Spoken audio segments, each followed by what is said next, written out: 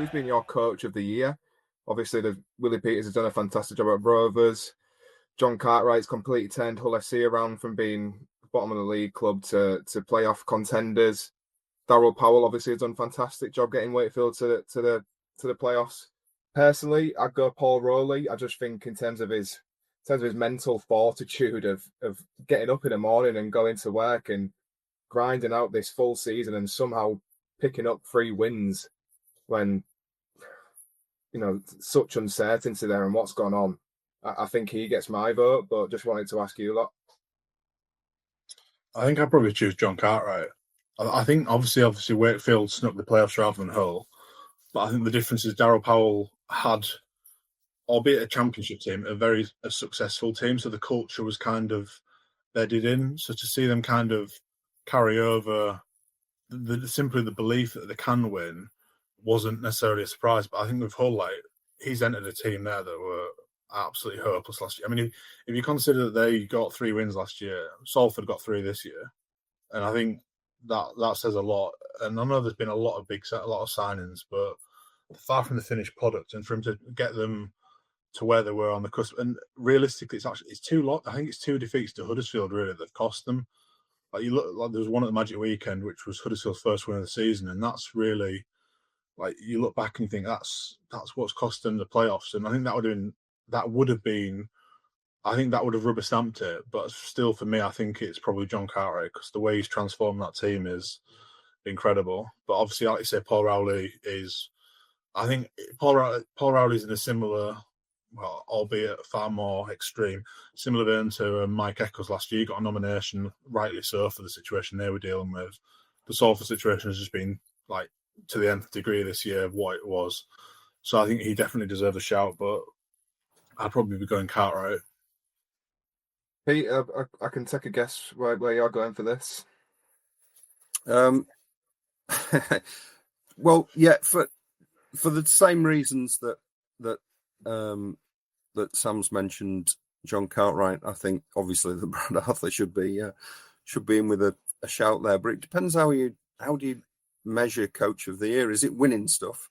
In which case, then it has to be Willie Peters, doesn't it? Especially as the awards announced before the grand final. If it's improving players and teams, then Cartwright and Brad Arthur have had a similar impact. I think experienced Aussie coaches who've come in and adapted well to the competition and have really improved everything about the team that they're in charge of. And if it's just for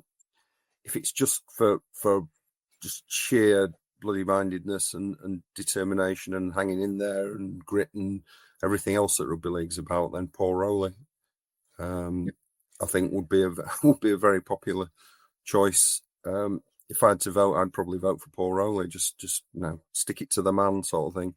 He's I just think the way he's held everything together this year in appalling circumstances has been a credit to him really. But are you going to give Coach of the Year to someone whose team's won 3 matches? Realistically, I don't think that'll happen. It tends to go to the obvious choice. So I imagine it'll probably be Willie Peters, but he's improved his team by 1 place, hasn't he? So it's just it's different opinions on how you measure that sort of thing. But you could make a case for probably those 4 that I've mentioned. Sam, do you agree with that? I think Powell. I know Sam mentioned they had probably the better squad than Hull FC, but I think to bring them up to Super League and then get playoffs at the first time of asking has been a huge feat. I know Lee are the only other team to do it 2 years ago, and it is a big challenge. They've brought in Mike McMeekan, they've brought in Tom Johnston, who seems to be back to near his best. I know he's had a couple of injuries this year, and yeah, I think to get the playoffs and they've had them big wins over Wigan, Leeds, Hull KR. I don't think they've beaten St Helens this year. But yeah, they're in with a shout in the playoffs, and I think they are real underdogs and can throw an upset.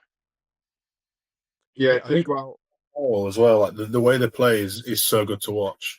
They are quite similar to the Salford that we're used to, and I think that does deserve.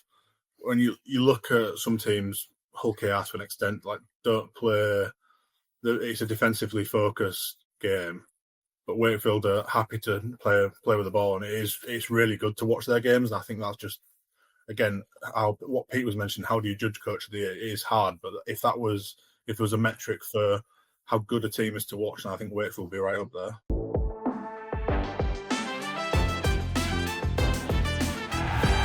Thanks for joining us. Please like and share.